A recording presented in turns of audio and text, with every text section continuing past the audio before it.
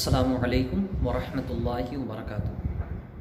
حضرات، عید الفطر کی نماز سے متعلق بہت سے سوالات آ رہے ہیں کہ لاک ڈاؤن میں جب کہ 4 سے 5 لوگوں کو مسجد یا عیدگاہ میں اکٹھے نماز پڑھنے کی اجازت ہے تو بقیہ لوگ عید کی نماز کیسے پڑھیں اور کہاں پڑھیں؟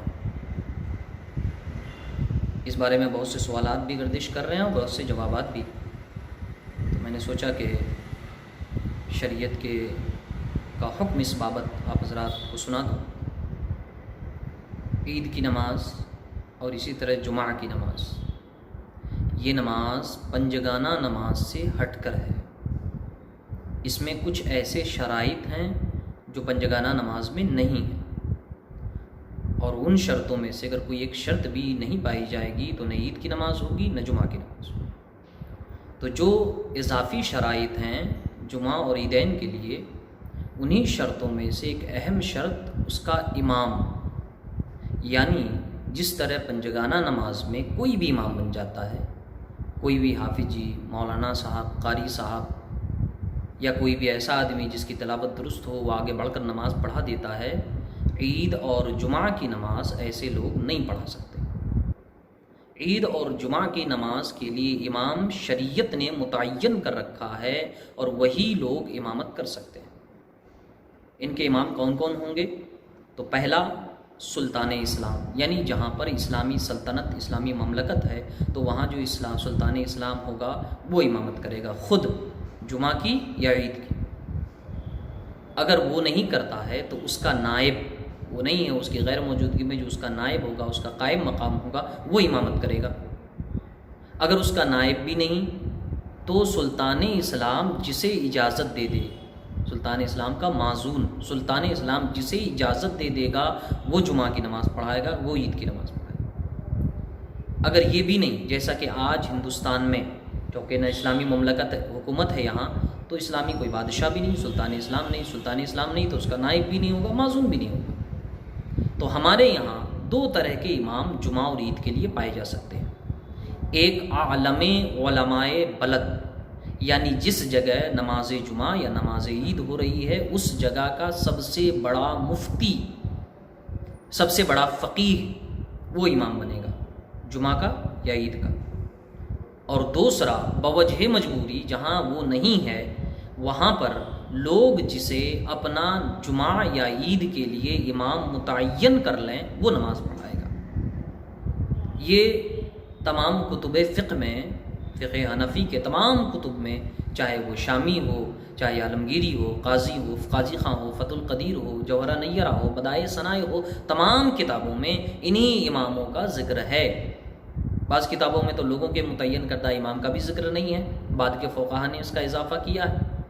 تو بہرحال یہی لوگ امامت کر سکتے ہیں جمعہ کے لیے یا عیدین کے لیے، یعنی عید اور بقرعید کے لیے۔ ان کے علاوہ کوئی امامت نہیں کر سکتا۔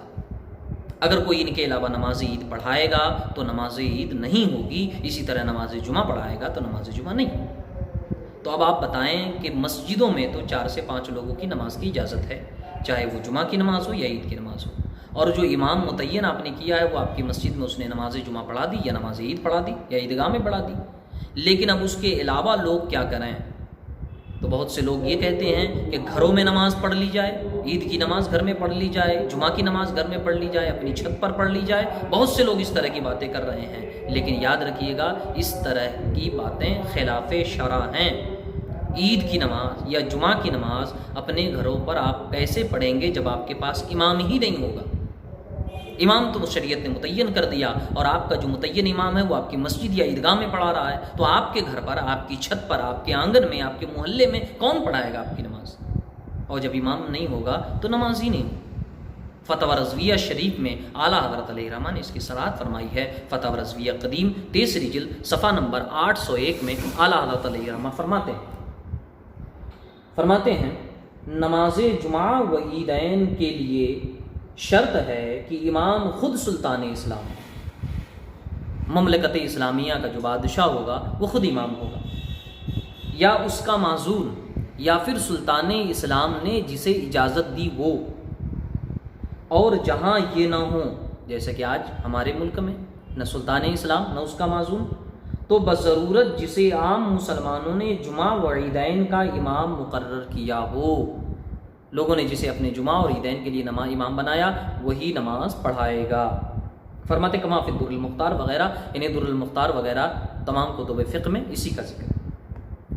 آگے فرماتے دوسرا شخص اگرچہ کیسا ہی عالم و صالح ہو ان نمازوں کی امامت نہیں کر سکتا، جتنا بڑا بھی عالم ہو جائے، لوگوں میں مشہور ہو، بہت بڑا خطیب ہو، بہت بڑا مقرر ہو، چاہے پیر صاحب کیوں نہ ہو، یہ اگر آگے بڑھ کر نماز پڑھانا چاہیں گے تو نہیں پڑھا سکتے۔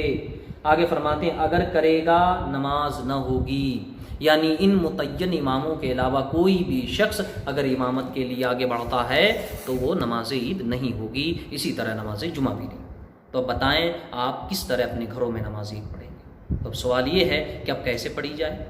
تو ابھی جو لاک ڈاؤن کی صورت ہے، اس صورت میں تمام علماء، تمام فقہا کا اس بات پر اتفاق ہے کہ لوگ معذور ہیں،